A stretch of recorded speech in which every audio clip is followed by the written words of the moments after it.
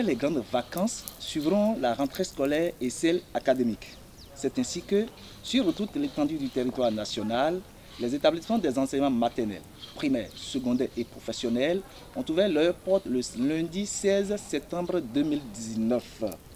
Très prochainement, ce sera la rentrée académique 2019-2020.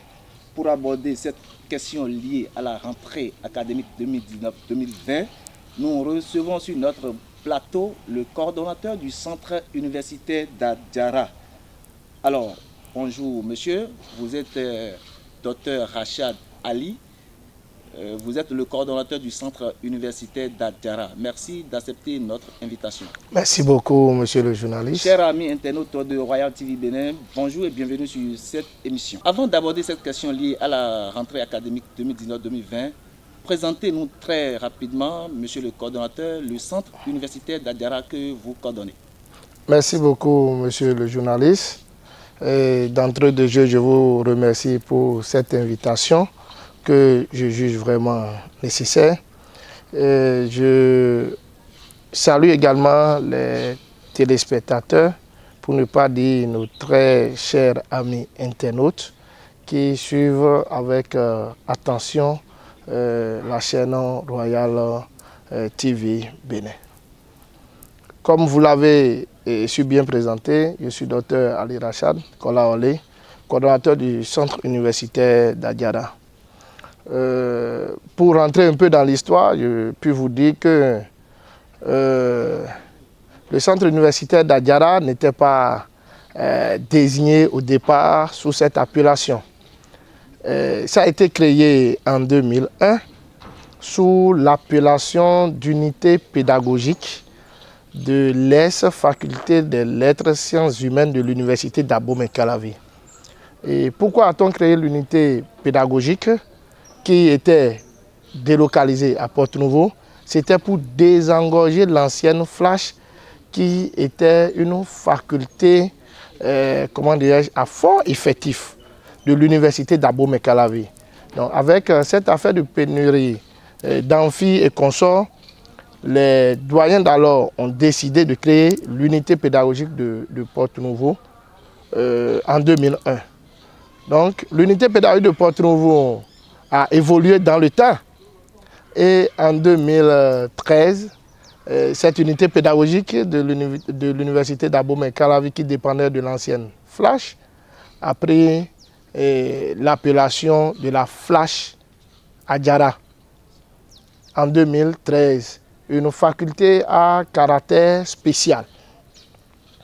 Et en 2015, avec la création de l'université de Porte-Nouveau, cette faculté est devenue une faculté, la plus grande faculté de l'université de Porte-Nouveau, d'alors créée en 2015 sous le ministre François Adebayor Abiola. Vous n'êtes pas sans savoir qu'en 2017, la carte universitaire a été reprise par le gouvernement du président Patrice Talon et a fait que l'université de Porte-Nouveau d'alors a disparu de la carte universitaire. Quel a été alors le sort de la faculté à caractère spécial, la Flash Adjara? La Flash Adjara a été rattachée à nouveau à l'université d'Abomey-Calavi sous l'appellation de Flash Adjara. Également en 2017, il y a eu la scission de l'ancienne Flash de l'université d'Abomey-Calavi en deux, à savoir la FACH, entendez bien, faculté des sciences humaines et sociales, et la FLAC, faculté des lettres, langues, arts et communication en deux. Cette scission n'est pas restée sans conséquence sur le centre universitaire d'Adjara, qui était Flash Adjara. Ça fait que depuis 2018, cette faculté, c'est-à-dire la Flash, qui a disparu également des entités de l'UAC, a pris l'appellation de FACH Adjara, actuellement, entendez, faculté des sciences humaines et sociales d'Adjara. Donc, en quelque sorte, c'était c'est la subdivision de l'ancienne flamme de l'université de d'Abomey-Calavi qui a fait maintenant que nous sommes appelés depuis 2018 FASH Adjara. Donc voilà un peu l'évolution, l'historique du centre que je coordonne aujourd'hui. Et ce centre, depuis l'avènement du système LMD, offre licence, master, doctorat. Entre-temps, on faisait la maîtrise. Après la maîtrise, vous faites le 2A. Le 2A, c'est la thèse. Mais depuis 2008, nous sommes vraiment en plein dans le système LMD, entendez, licence, master, doctorat. Donc nous offrons aux titulaires du bac une formation en licence. Et nous comptons 3 départements, à savoir le département de géographie et aménagement du territoire, le département de sociologie, anthropologie et le département d'anglais. Tous ces 3 départements qui offrent une formation en licence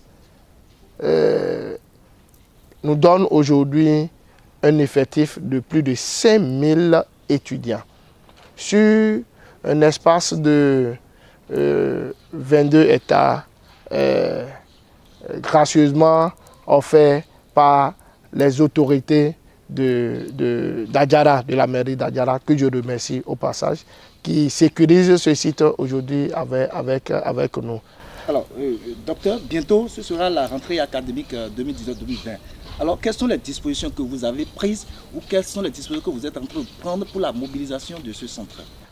Monsieur le journaliste, je puis vous dire que les autorités ministérielles ont anticipé sur l'organisation ou l'accueil des nouveaux bacheliers dans les centres de formation de toutes les universités nationales du pays. Et un calendrier était sorti. Dans un premier temps, vous n'êtes pas sans savoir que les nouveaux bacheliers ont déjà fait un choix, c'est-à-dire 3 choix au moment où ils étaient avant d'aller au bac. Cette année, le ministère a innové. En quoi faisant? On a redonné encore une autre chance aux nouveaux bacheliers pour quand même confirmer leur choix. Et cette confirmation, à travers une sensibilisation ou une séance de formation que nous avons eu à faire dans toutes les unités de formation des universités du Bénin.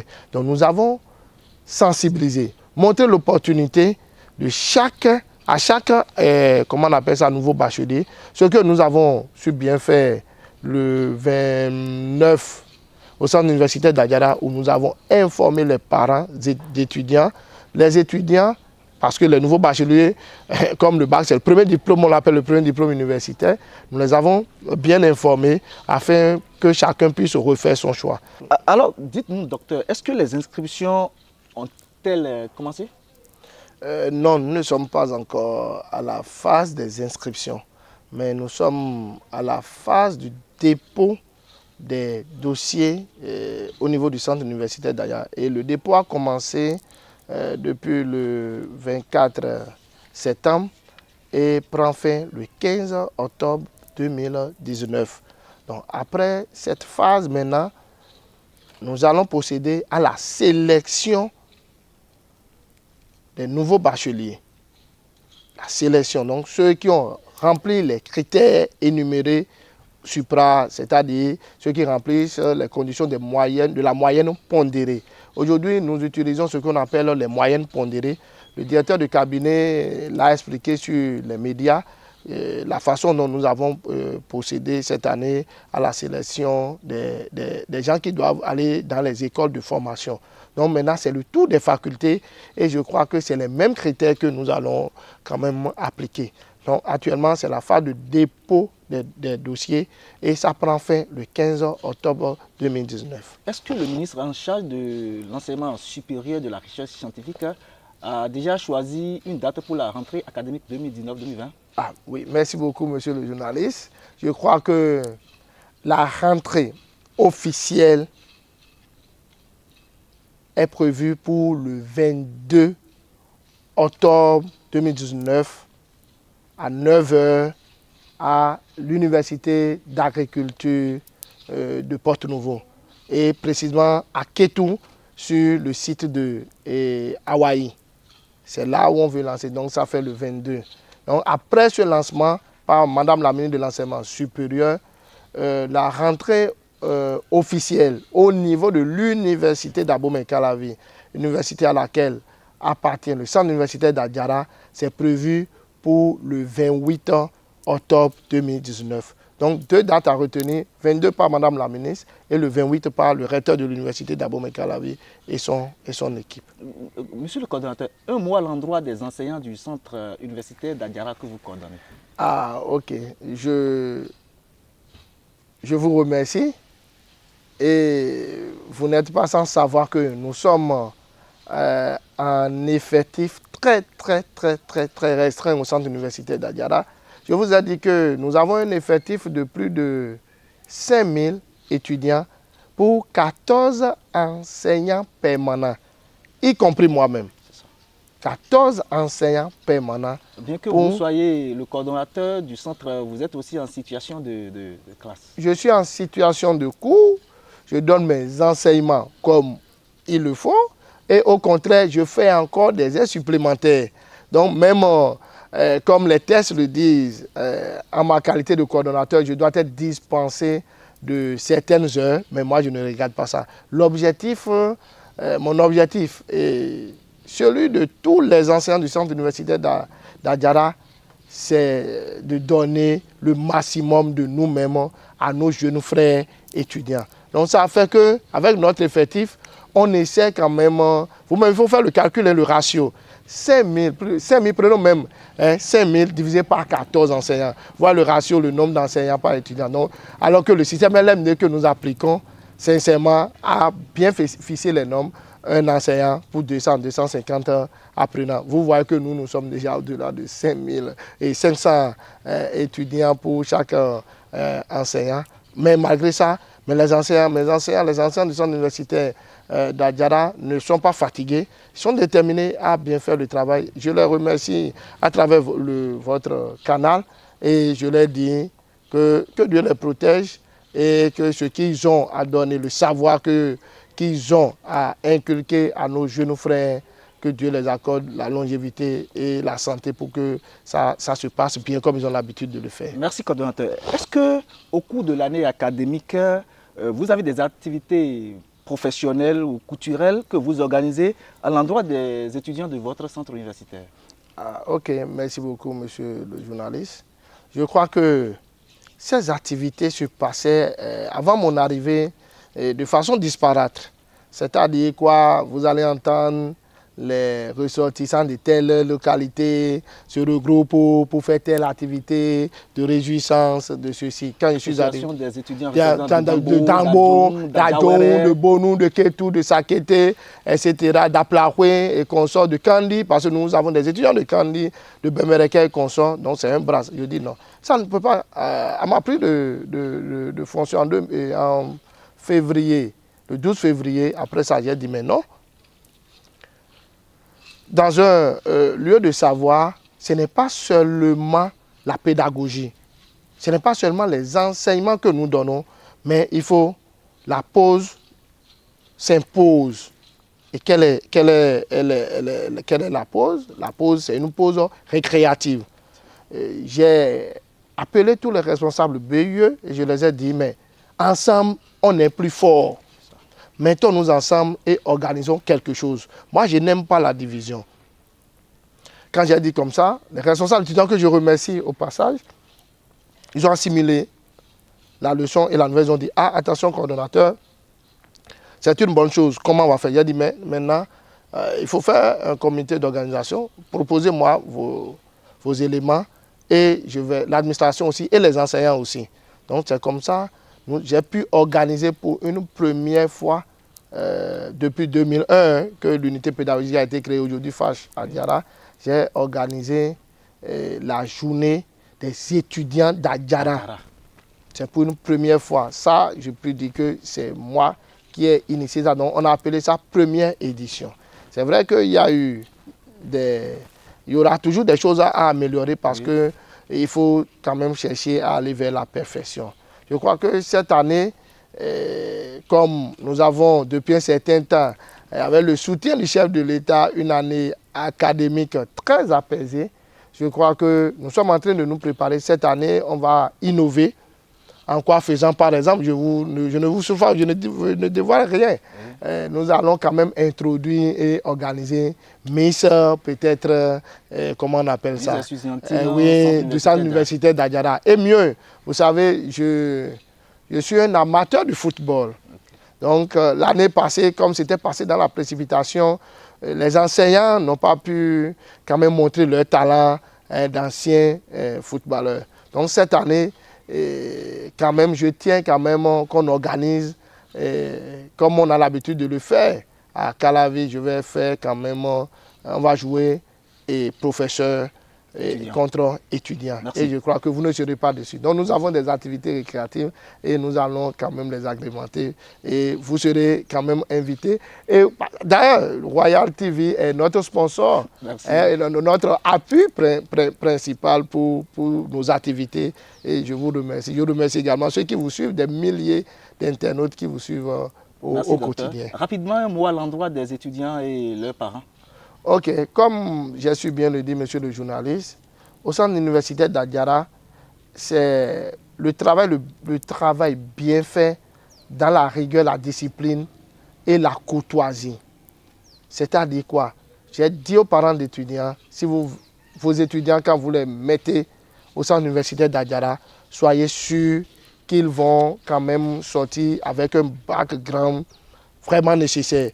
La belle preuve est que pour les trucs des aspirants, lancés par le ministre de l'enseignement secondaire, j'ai eu beaucoup, nous avons le centre universitaire, pour ne pas dire pratiquement plus de 70% hein, sont admis pour ce truc d'aspirants. Ce qui témoigne effectivement qu'il y a la rigueur et le travail bien fait. Donc, vous venez à Adjara, ce n'est pas pour vous amuser. Nous les tenons, je vous dis, nous les tenons comme les étudiants et les élèves, parce qu'on contrôle même l'habillement est contrôlé, et comment on appelle ça, votre coiffure est également contrôlée, il n'y a pas de trucs, parce que c'est un lieu d'éducation. Quel est rapidement votre mot de fin? Ok, merci beaucoup, monsieur le journaliste. Je crois que je vais encore revenir pour qu'on puisse évoluer dans le débat. J'ai été surpris par le temps, ce qui montre que c'est un débat riche. Et je n'ai pas fini quand même de présenter et de dire tout ce qui se passe à Adjara. Je remercie d'abord dans un premier temps. Je vous remercie. Je remercie Royal TV Bénin pour son invitation que je juge nécessaire et vraiment important et opportune parce que quand même c'est une chaîne aujourd'hui beaucoup plus suivie par la jeunesse, les cadres du pays. Donc, je vous remercie. Je remercie également, en tout cas, le chef de l'État pour tout ce qu'il fait pour le développement du pays. Également, notre ministre, Eleonore Ladekan, qui quand même est venu avec de très bonnes intentions pour les universités. Je remercie le recteur, le vice-recteur chargé des affaires académiques, Zanou, qui quand même ce matin m'a mandaté le VR pour dire, bon, coordonnateur, parce qu'à l'université, comme on le dit, c'est un campus. Un campus, c'est un camp militaire retranché. Donc vous devez suivre l'hiérarchie. Je lui ai dit, mais attention, je dois aller pour une émission. Voilà les points. Il a dit, mais tu as ma bénédiction, va quand même présenter le centre universitaire d'Adjara. Et j'invite quand même, pour finir, les cadres de la localité de Louémé Plateau, parce que ce n'est pas destiné à toutes les zones, les localités du Bénin d'abriter un centre universitaire. Un centre universitaire, c'est un pôle de développement. Je dis bien, c'est un pôle de développement. Donc, j'invite les cadres de Louémé Plateau à accompagner ce centre. Seul l'État ne peut rien. Je vous ai dit tout à l'heure que Madame la ministre Adja Toumatis nous a quand même mis à disposition un Wi-Fi, non pas en qualité de ministre, mais en qualité de cadre, fils du terroir, fille de Louémé et cadre de la localité. Donc si tout le monde pouvait lui emboîter le pas, même si un paquet de ciment, un paquet de ceci, je crois que nous ne serons pas à ce niveau de développement. Merci docteur. Voilà, chers amis internautes de Royal TV Bénin, tout est bien qui finit bien. Nous sommes à la fin de cette émission. Merci de nous avoir suivis et surtout, n'oubliez pas de vous abonner à Royal TV Bénin. Royal TV Bénin, toujours proche de vous.